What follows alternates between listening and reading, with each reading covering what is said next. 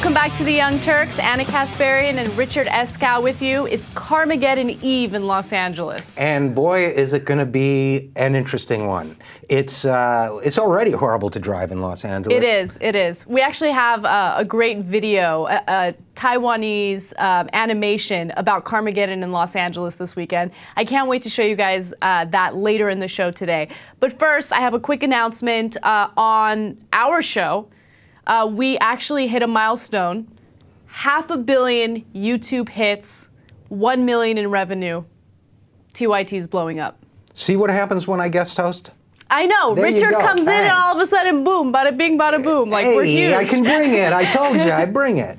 So Tube Filter actually wrote this great article about us. They interviewed Cenk about the fact that we just hit 500 million hits. That's awesome. And we're going to post that on our website for you. We'll post it on our Facebook page at youtube.com/TYTNation. You guys should definitely read it. Cenk answers some questions about MSNBC versus the Young Turks. Oh, good. That'll be fun. Some drums. No, there's not really any drums, but it's still an interesting interview. So you guys can check that out.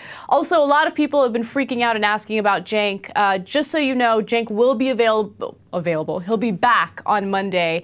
We'll do the show like we normally do. He does the first hour of politics, then we do entertainment together. But in the meantime, you have a ton of opportunities to check out past shows, check out our other channels. There's youtube.com/TYT University, which I heard is excellent. So check that out. And the hostage negotiations for Cenk are going very well, I think. I think so too. You know. I think that we've reached an agreement, 1.5 million. That's a little expensive for Uyghur. Yeah, I know. Well, he's going to pay. He's going to owe us. He'll pay us on the installment plan. Right. All right, let's get started with the stories. Between 1994 and 2003, the number of children diagnosed with bipolar disorder has increased 40-fold. Okay. Wow. So Al Jazeera delved into this topic to see the number of people that are being prescribed antipsychotics here in the United States. And as you can imagine, we're seeing more and more people getting diagnosed with bipolar disorder, depression, anxiety, insomnia, and they are being prescribed all of these antipsychotics, which in some case they shouldn't even be taking. So Al Jazeera is asking the question, why are so many people in the United States now taking these drugs? Well, if you really delve into the situation, you find out that we have big pharma, these pharmaceutical companies that are not only funding doctors and basically giving doctors gifts so they're more willing to prescribe people with these antipsychotic drugs. You also have them influencing the American Psychiatric Association. So when they end up writing something that's known as the Diagnostic and Statistical Manual of Mental Disorders, it's expanded to include all of these so-called symptoms of mental disorders, right? So more psychiatrists will be able to prescribe people drugs for something that shouldn't need drugs. Well, you know what's really interesting about that is that there's a woman, a doctor named Marcia Angel, MD, A-N-G-E-L-L, and Dr. Angel was the editor of the New England Journal of Medicine for 20 years. So she published all these studies that we're talking about here.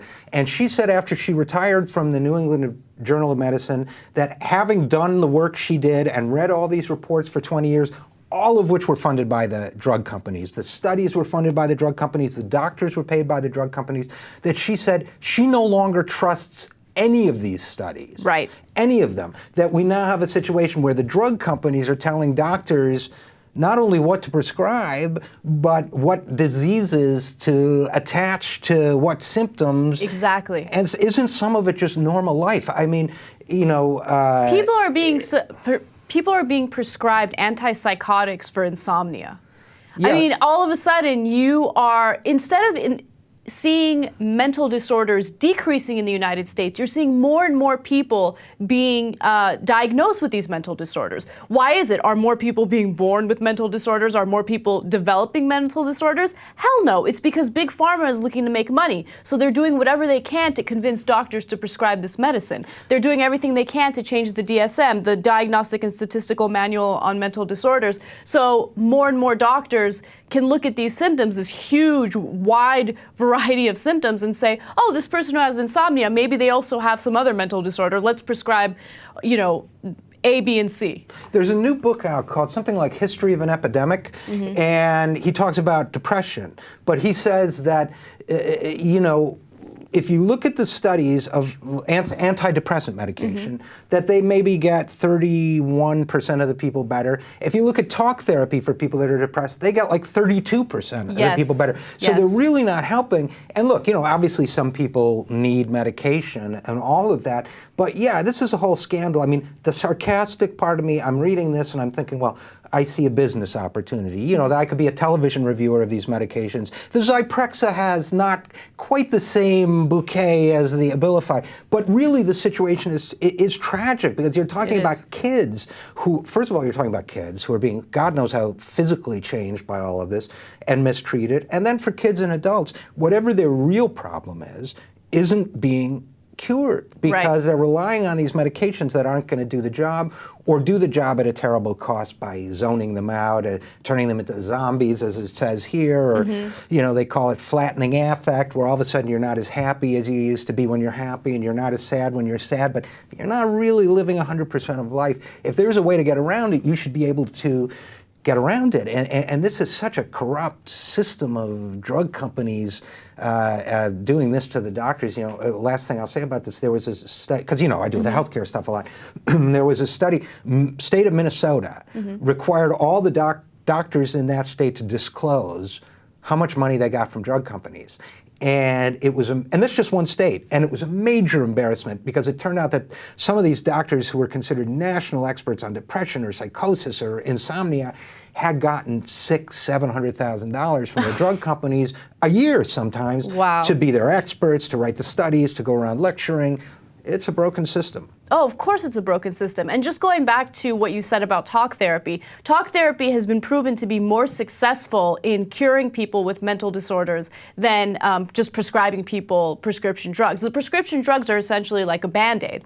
But what's happening now is not only is Big Pharma pushing for their drugs, you have insurance companies that are less willing to pay psychiatrists money if they provide talk therapy versus just prescribing a drug. Right, which is stupid not only in other ways, but it's stupid financially. I mean, you know, they could pay some guy $100 an hour every week, so that's what, $400 a month? Abilify, $900 a month. So pay the guy the $400, save $500, and get a better outcome. You know, I knew a psychiatrist once who ran a mental institute, so, you know, like an inpatient, and told me he had a sign on it, on the wall there, that said, mental illness is no excuse for bad behavior, which I really liked. So number one, it's like, okay, you know, some people can't help their behavior, but if you can not behave badly and you have emotional problems, stop behaving badly, number one. Number two, if you can't, or if you can, but you're suffering,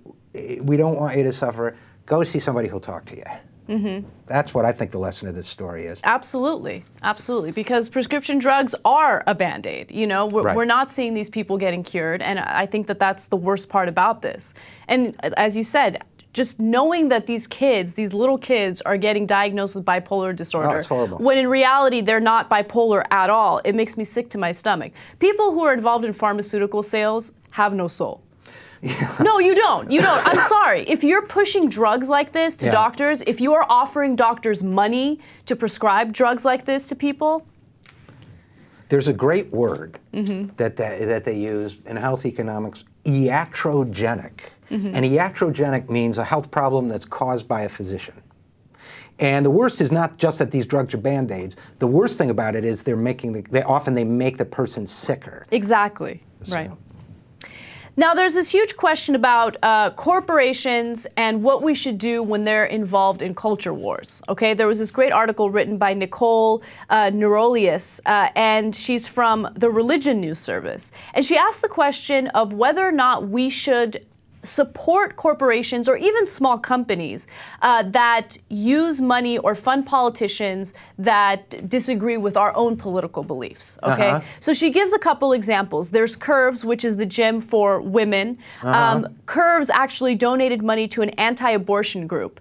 And people are now asking the question of whether or not they should continue being members of Curves, if they're, donating money to anti-abortion groups. There's also Chick-fil-A, which is a delicious chicken restaurant. Is it good? I've never been there. Chick-fil-A is delicious. All right, well, I'll check it out, unless what I hear now makes me not check it out. Except they donate money to religious groups that are against same-sex marriage. So all of a sudden you have delicious chicken restaurant, but then you have conflicting feelings about it because it's a company that is giving money to something that you do not believe in, something that you really disagree with. And then there's the whole example of Tom's, which is a shoe company. And here's the interesting thing about Tom's. So they sell shoes that are, there's no, what do you call it? Sweatshops involved, shoes made in the United States, and they also donate shoes to poor children throughout the world. Okay, so it's a good company. They have a good message. But the founder of Tom's agreed to do a radio interview with what do you call it? Focus on the Family. So Change.org had this whole thing on their website about it. They're, basically holding Tom's accountable for agreeing to have an interview with Focus on the Family, which is a hateful organization. Right, very, yeah. Okay, as you know, I come out of the business world, right? But I also come out of like the, not really, sort of the 60s. I mean, I was young, but that whole thing.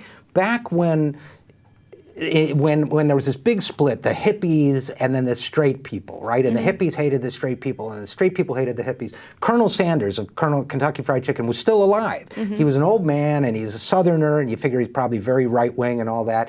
And a writer for Rolling Stone, who at the time was probably 22 and had hair down to here, sat next to him on the plane. And he said, "Colonel Sanders, what do you think of the hippies?" And Colonel Sanders stopped for a second and said, well, he said, "They eat chicken, don't they?" Meaning, I'm not going to say anything that's going to make any of my customers angry. Because what I do for a living is sell chicken. I don't comment on hippies or long hair or the war in Vietnam. I sell chicken for a living, and I'm not going to do anything to hurt my company by mouthing off about fried chicken. And one other quick story. When I was still in the business world, when Bush first got elected, and I went there with my boss and a few other people, he spoke at the Chamber of Commerce in New Jersey. So about 6 of us from my company went. Not a lot of people there. It was interesting. It was before 9/11. And he was going on about how he was going to give a tax break to rich people. And this reporter, who turned out to be Dana Milbank, came and sat down with us and said, "Hey, you mind if I ask you guys some questions about what the president said? Do you support his policy?" So on. And I was the only one who had the common sense to duck the question. "Do you support this tax break for people who are making a good income?" And my answer, which was in the Washington Post, was, "I haven't looked at the policy implications, but I've figured out how I'm going to spend the money." I was just like trying to pass it off with a joke, right? The other guys, like, all of a sudden got into this like right-wing rants and got in a lot of trouble. So I guess my point is, whatever happened to the old days when you just did your business if you were doing your business. Now, I don't object to business people having political opinions or being politically active on the left or the right, but if you do, I don't object to people saying, I don't want to support that business. Tom Donahue, or whatever his name is, who owns Domino's Pizza, big right-winger. I don't patronize Domino's Pizza. Well, it also is bad pizza, but I heard they improved significantly, but I haven't tried yet. I will never know. But I just so I probably wouldn't patronize these businesses, and I don't see why that's bad. Right. Is it bad for me? No, I don't know. I don't think it's bad at all. In fact, you're indirectly supporting their cause if you are giving them money through their business. So let's say you don't believe in what the owner of Domino's Pizza does. If you continue buying their pizza, you're voting with your dollar. Right. So I am in favor of not contributing money to these companies if you are against whatever political stance they have. But the one part where I slightly disagree with you on is when it comes to whether or not they should voice their political opinions. I think that they should. I think that they have. That's a good point. They should voice their political opinions as much as they want. I mean, that's protected under our Constitution, and that's their right, that's their ability, and they should do it. Now, the only thing that sucks about it is then you find out about all these companies like Target, which funded anti-gay candidates, and we were looking for a home, a place for my mom to live when she just moved out here, and we went to one place, and the sales lady say, "Oh, we take all the ladies every weekend to a place called Target," as I like to call it, meaning Target. And she said, "I don't shop at Target. They don't like gay people." And the lady was like paralyzed. But go mom. But I'm glad you made that clarification. I think people should be able to say whatever they want. Although, the Constitution protects the right to say it, but it also protects my right not to shop there. Exactly, it does. I would never not shop at a place because a person has religious beliefs I don't agree with. But if they put their money, if that religious belief leads them to put their money into policies I don't agree with, I would not shop there. Agreed.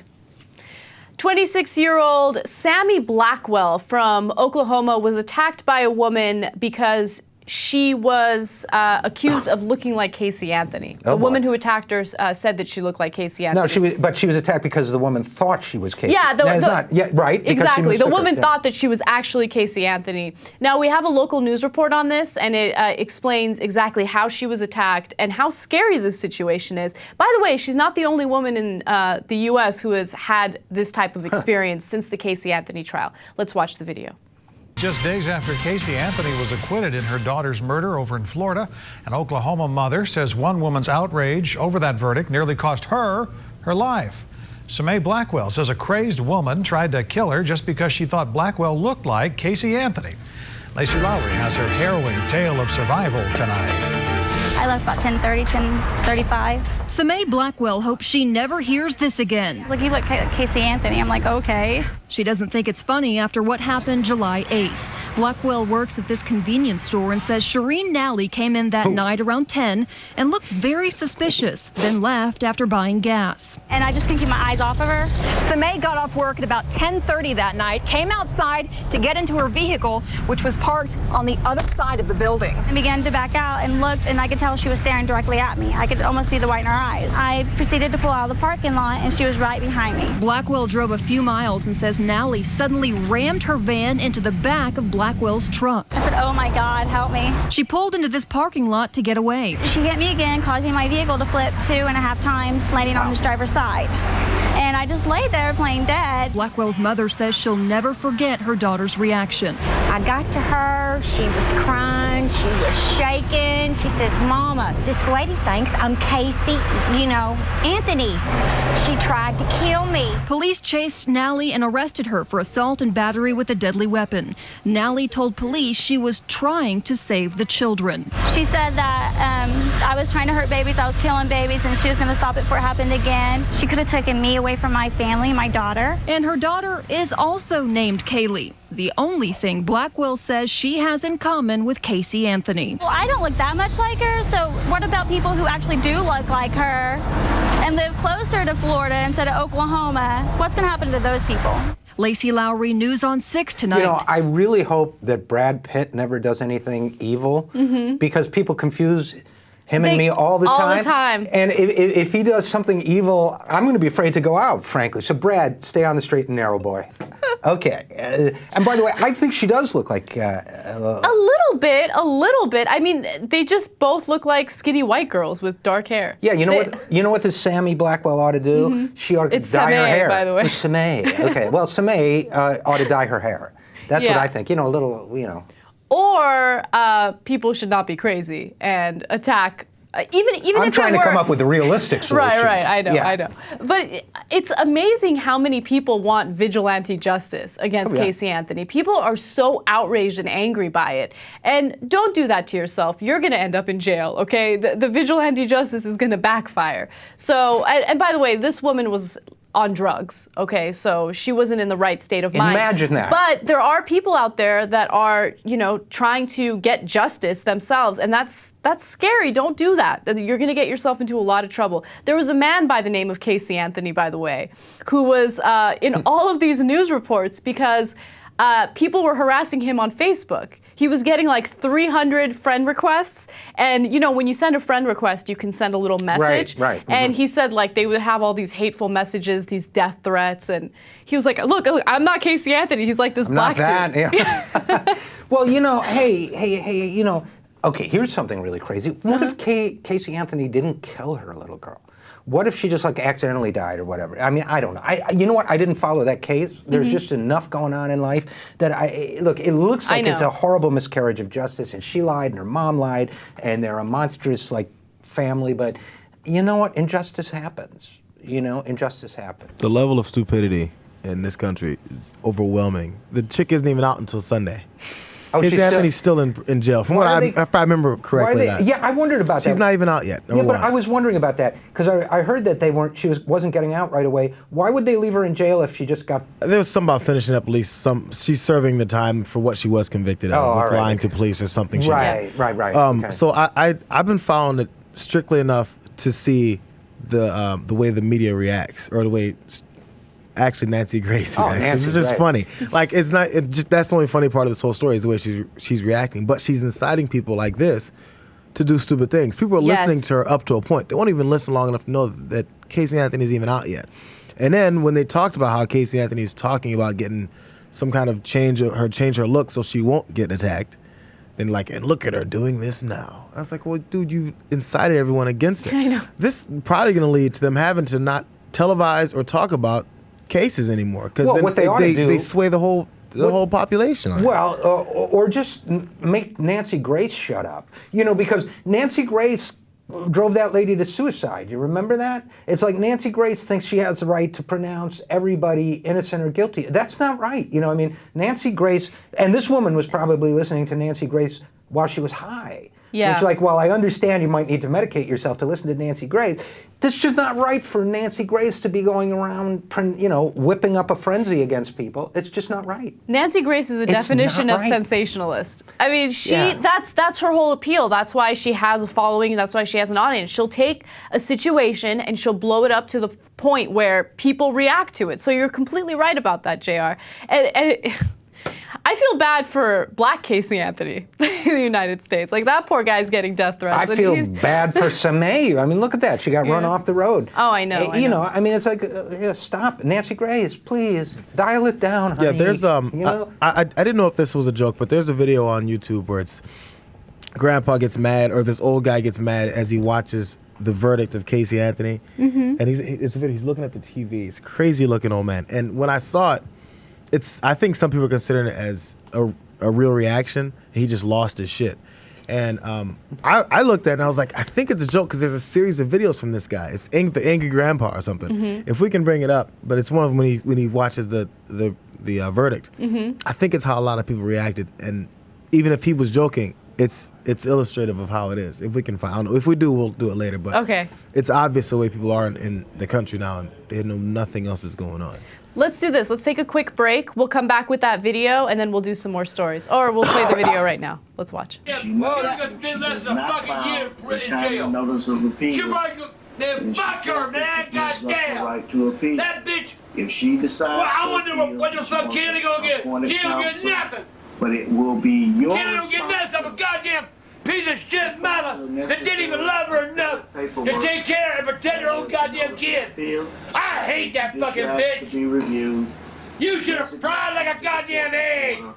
Well, how much time did she get altogether? She got 4 years of time served and goddamn good time. There's one where he actually sees the verdict. We'll try that. All right. Well, was he smoking with that lady who ran, Sam A. Blackwell? Is he like on the same pipe as that lady? Because I'm saying I think it's an act, but I don't know. I don't think so. I mean, it looked real to me. Maybe it's an act, but I know a lot of people were. I was kind of upset. I admit, I was kind of upset. I mean, her story was so shocked. Thin.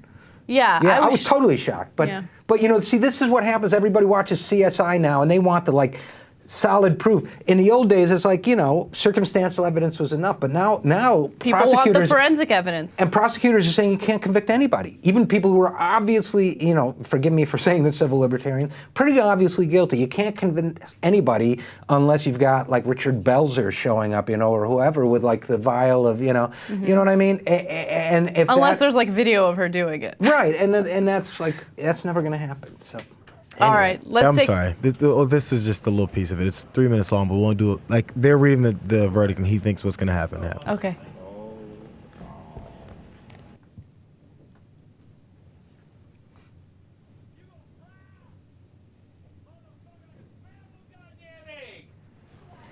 Turn it up, man. Turn it up. I can hear this shit. I'm looking for the remote. That's a god. Man, I'm gonna miss it. They're not talking yet.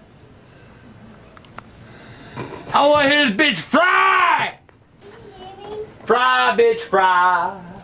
She deserves it. Like an egg in the pan. You killed your goddamn daughter. You wrapped up her in a trash bag. You taped her fucking mouth. You gonna die. The defendant rides along with counsel. Yeah, go ahead and rise, whore. How many counts are there? 7. They publish the verdicts. Yeah, pose you. Say, guilty, guilty, guilty. Circuit Court for the 9th Judicial Circuit in and for Orange County, Florida. State of Florida versus Casey Marie Anthony. We, the jury, find the defendant not guilty. So say we all. Stated that it What? Orange County. Not guilty! God damn! Hold on. What else is there? As to the charge of aggravated child abuse, verdict as to count 2. She got on murder! She get this one. Not guilty. What is this? Not guilty! You goddamn kidding me! That goddamn bitch go gut! That goddamn bitch! What'd she do for a goddamn O.J. Simpson's horseshoe? God damn! We, the jury, find the defendant not guilty. What? Not guilty! Oh my God, I give up. What kind of goddamn country we fucking live in? When whores, when goddamn brother had their goddamn Peter, than to goddamn take care of the little fucking youngins. Goddamn innocent. You know, Man, smoking crack we're makes you go bald. Fuck Florida! Did you know goddamn that? people in Florida! I'm not saying. I'm just fuck saying. you, You know, I'm just retarded bunch of bastards! So you think that was fake, right? You think that was like acted out? I think he's an actor to a point. He may be a little crazier. I don't know if people just tape him, but I don't know. That's the first I ever heard of the guy. I mean, it's a whole page, so right. He has a bunch of videos. He's screaming, but look at he's. How does he get so worked up? I mean, he's a fat dude. He's moving around a lot here. If this is real, it's being amplified by the fact that there's a camera in his face. You know what I mean? Like, he knows that people are definitely enjoying this, so he's acting it up. But why would anybody film him reacting? Because it's hilarious. Yeah, I think that's the way it's posed. Like he's going crazy, and is like whoever younger guy films him because he thinks it's funny. I don't know. But they didn't know she was going to be innocent, so he had the camera on him before the verdict was read. I'm just saying, you might be right, might be a put-up thing, but if so, he's a pretty good actor, that guy. All right, we got to take a quick break. When we come back, a bus stop in Honolulu was changed in location because of a homeless woman. I'll explain why when we come back.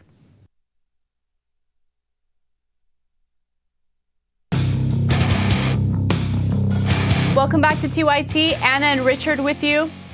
Transportation officials in Honolulu were forced to change the location of one bus stop because a homeless woman was sleeping in a bus shelter where people would wait for a bus, and they claim that she smelled so bad that they needed to change where the bus stop was. Okay, a cheaper and easier alternative, in my opinion, would be to find a shelter for this homeless woman where she can bathe and where she won't smell.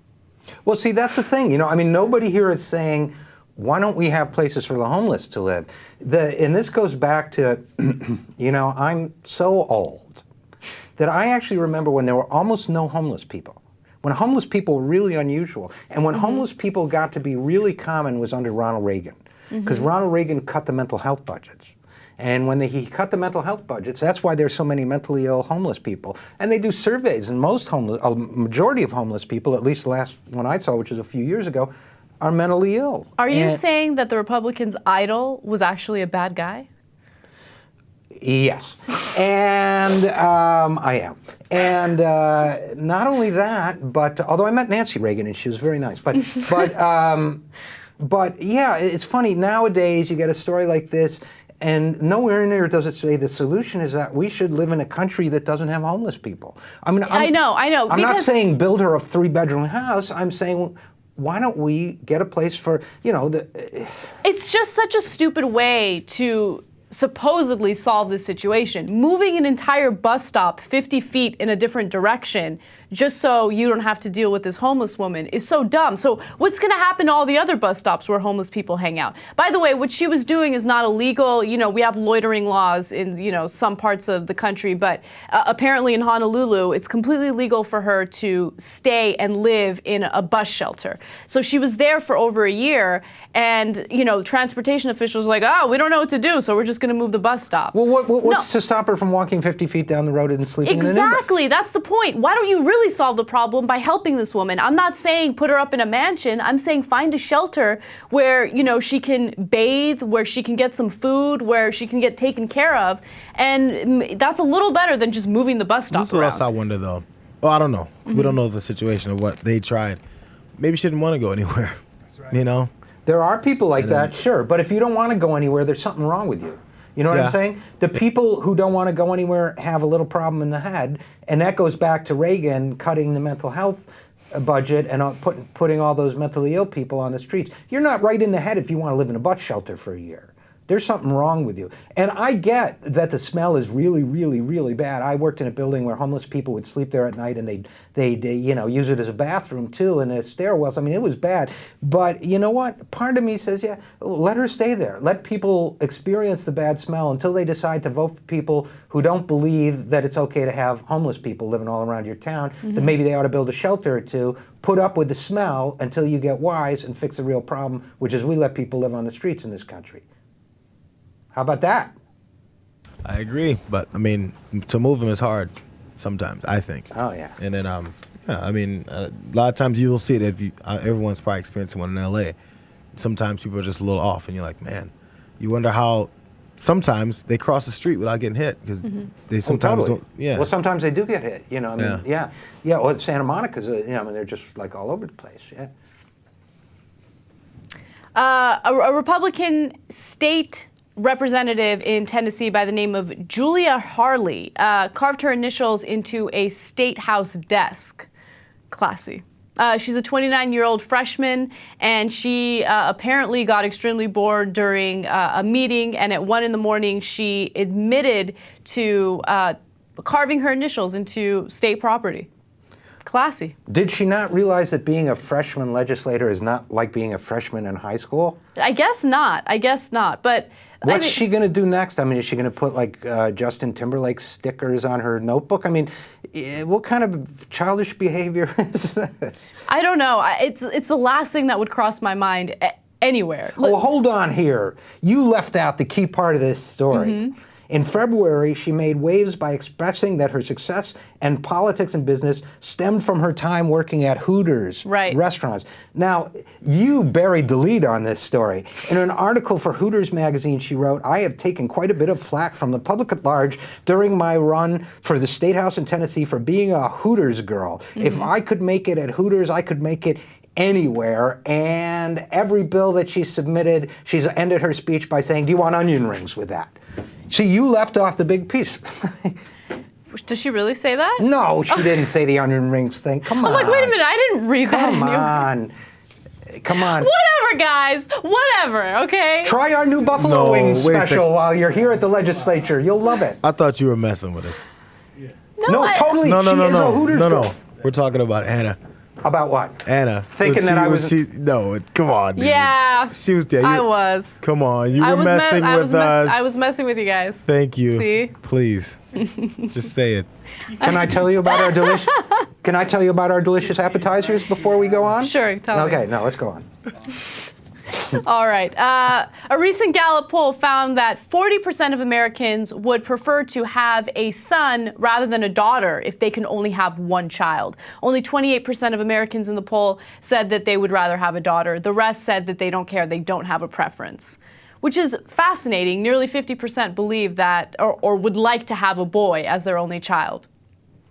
Well, so they would rather have a boy, and that's not good, but it shows... I don't even know what do you if make it's of good or that bad. story? What do you make of that story? I think it is what it is. I'm more interested in the reasons why. So I think that there is obviously there are people who think that raising a son is easier than raising a daughter. I don't know, Steve-O has 3 daughters. What are your thoughts on that? Is it extremely difficult to raise daughters, and do you wish you had sons instead? No. At least not now. My daughters are 5, 8, and 10. They're awesome. They're so sweet and cuddly and beautiful and awesome. Yeah, you know what? I've got one of each, a daughter and a son, and my daughter came first, and I was so happy to have her. And she is stayed awesome from the get-go, and she's awesome now, and she's grown up now. And my son was awesome from the get-go. And, you know, so I've had one of each. They were both awesome. They were both completely different from day one. You know how they say, is it nature or nurture? They both had their main personalities by the day they were born. I don't know if your girls are the same way. And, you know, I think people, in the abstract, they might still think a boy is easier or whatever. But, you know, it's the individual. It's the person you get. It's not whether they're a boy or girl. It's the person that you love when you're a parent. And, you know, also, I think, you know, people are obsessed with the idea of passing down the family name. Yeah, you know, in India, they had to make it illegal to even, I can't remember, I think maybe even to test the gender of a baby before it was born, because so many people were aborting girl babies that it was, you know, so they actually made it, so they made it illegal, I think, part of that at least. That's crazy, you know? Right. You know, it's interesting about this poll because I heard about another study. You know, they can spin the sperm and separate out the X and the Y sperm and, you know, do in vitro to get a boy or a girl, right? In the U.S., 80% of people who opt to do this for the purpose of getting a girl. However, really? Yeah, these are for parents who grew up in the U.S. But for parents who grew up outside of the U.S. in some other country, 80% of them spin it to get a boy. Wow. That's interesting. Yeah. You know who was the first historical figure to object to infanticide of girl babies?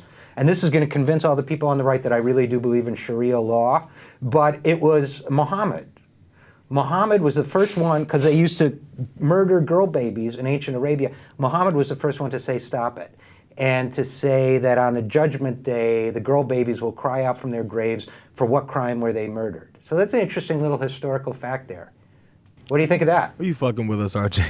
I am fucking with you, but it's also true. Yeah, I am both fucking with you and telling you the truth. And that can be done. It's my specialty.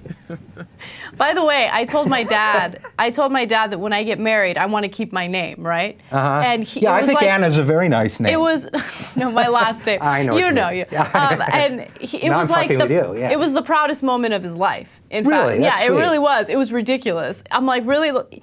Me getting a master's degree made him less proud than what I said. He's like, oh yeah, you gotta pass down the family. The kids, they're gonna be Casparians too. No, they're not gonna be Cas. I just want to keep mine at last name. Yeah. Well, my daughter, you know, she hasn't told me her wishes and all of that stuff. You know, I've been married twice, and both times I was surprised that my wife took my name. I mean, because I came up as like, no, in college, all the women were saying, I will never take a man's name. And, you know, when I married my first wife, and she said, yeah, I'm going to change it to Escal. I said, really? You know, and she said, well, I don't really like my last name, so I want to change. It's not that big about you. Then when I got married to my last wife, I will never leave her, so she was my last wife, not my second wife. When I got married to her, she said, yeah, I'm going to change my name. I said, really? And she said, yeah, I don't like my last name. So, It's worse than Escal, really? yeah, it's hard to believe.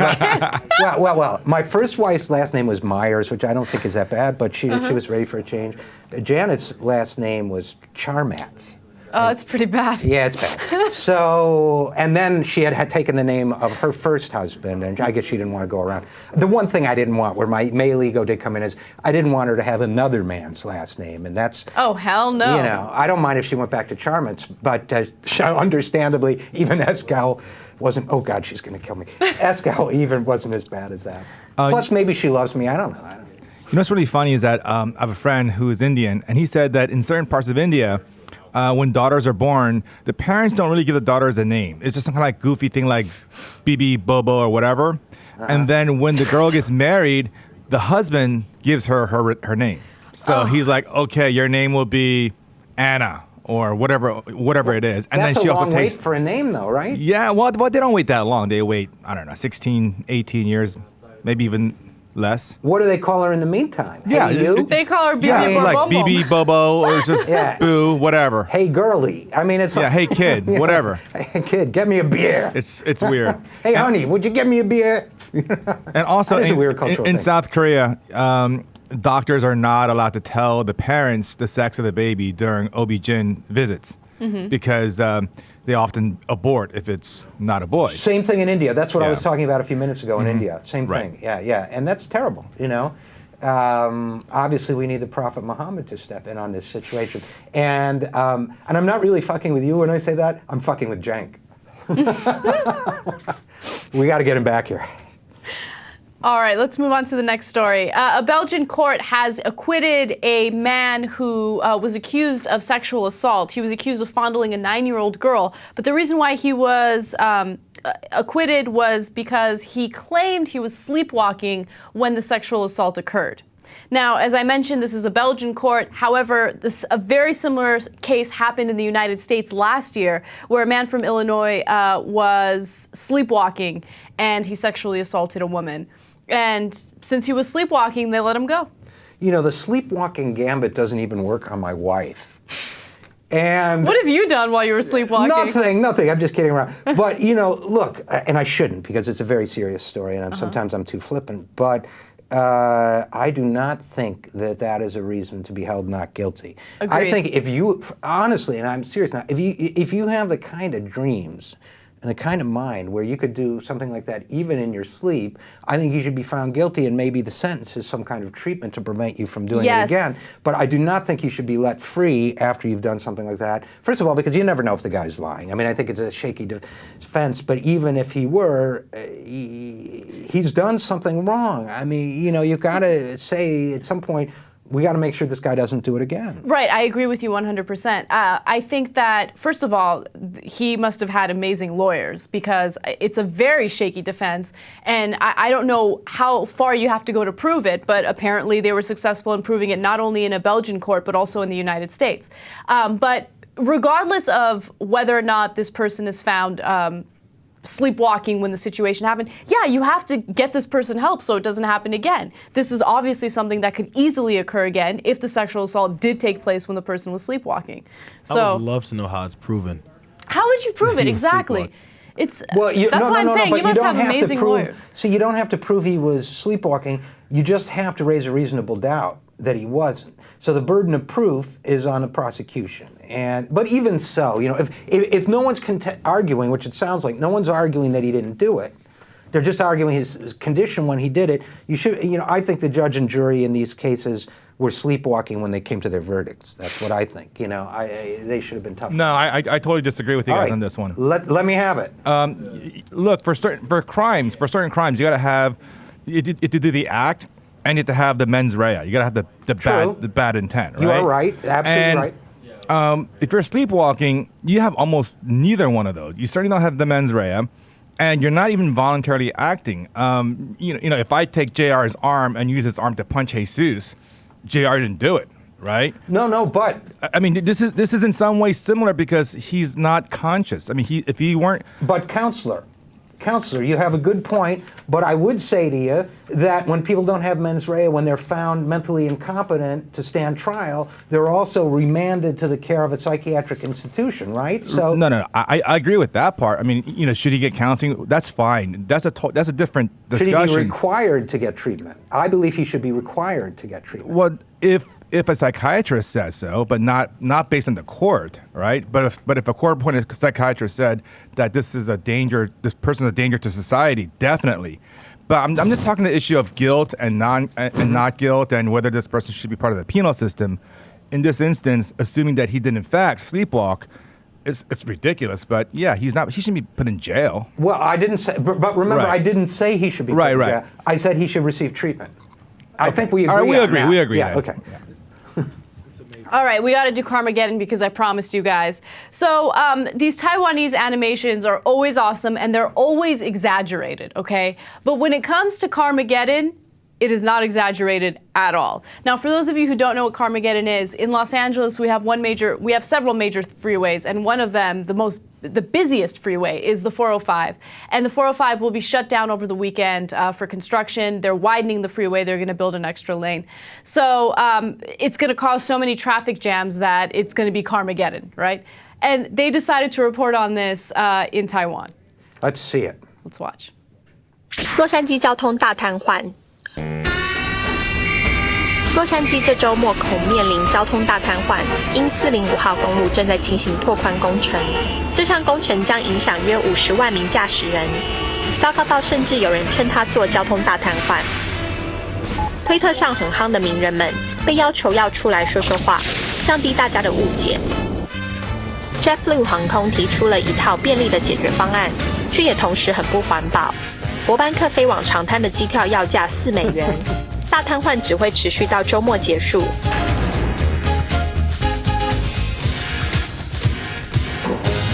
但即使405号公路重新开启，恐怕落成的塞车之苦仍会是家常便饭。我们有上推特哦，从今天开始追踪我们吧。I don't know what that very What was last part it, the birds? I don't know. There's that always an element of surprise in these animations. Was and that an was it. outtake from the Alfred Hitchcock movie? You know, the birds? Yeah. Probably. Yeah. Weird. So what do you think? Is it going to be that bad? I honestly have no idea. I think the 405 freeway, regardless of Carmageddon, or the freeways in Los Angeles, regardless of Carmageddon, are always a disaster. So Carmageddon or not, you're going to be stuck in traffic. That's just Los Angeles. What do you mean, what am I talking about? There's traffic all the time. Yes, there is. No. Oh, but says the guy who doesn't have to commute 29 miles every day to get to work. No. Steve said, I don't think the 405 is that bad. And that's Oh why I said, my what are you God. talking about? Who is... on it 20 minutes ago, coming here from Calabasas. There's The no 405. traffic, zero. Do you know how many times I've been on the 405 at 11 o'clock at night? 11 o'clock Right, at night, totally. and it's bumper to bumper, mother effing traffic. You know why? Because there's always construction on the 405. And you know, always. I can come back from Santa Barbara or Ventura, and it doesn't matter. 2, 3, you got lucky. 2, 3 in the afternoon, 11 o'clock at night, it starts backing up right at Calabasas, and it's stop and go all the way to the 101. The 405 is a nightmare. Look, I'm from Chicago, and we have 3 lanes on our highway, not 5.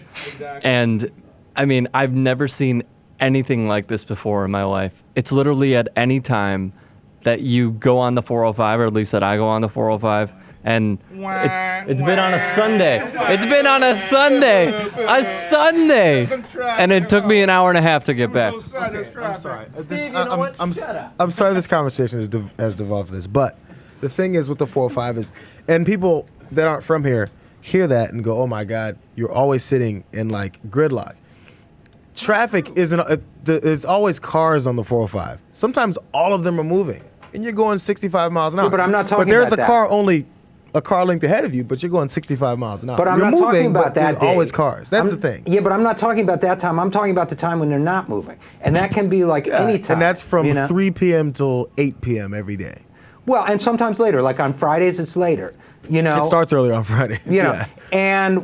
and 3 p.m. to 8 p.m. sucks. It's you know, pretty that's bad. really bad. It's and bad. you know, I had a job at first where I thought it was a reverse commute out to Woodland Hills.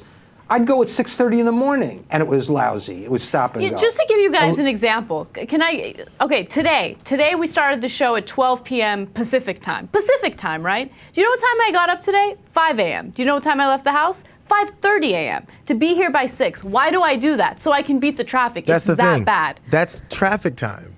That's exactly when people go to work. It's 7, 8 a.m. That's when people are going to work. So if you wait till 10, it's going to be better. No, it's not better. Trust me. No, it's not good, but it's better. better. I just drove here on the 405. Okay, I left my accountant's office at 11 o'clock, and I got here from Calabasas on the 101 to the 405. I got here in like 25 minutes. There was no traffic. Steve, I was going 70 miles an hour the whole way. You got here like half an hour ago. That's like a sample size of 1. You know what I mean? That's like taking 1 drive on the 405 and saying that's how the JR 405 and I is. play basketball every Sunday morning. We go on the 405, no traffic. Sunday morning, yes. All of a sudden, there's all these exceptions. 405 not so bad on Sunday mornings, not so bad on Fridays at 11:30 p.m. No, I say it is. No, it is bad at 11:30 p.m. No, it's not. Yeah. No, I'm not throwing the. No. Sunday morning and 1 time today, all of a sudden the 405 is not a problem. Okay. I'm not convinced. I'm not convinced either, trust me. All right, that's all we have for you guys. The hour's over. So we will be back on Monday. Cenk will be back. Regular show as usual. We'll start at 9 p.m. Eastern time. See you later.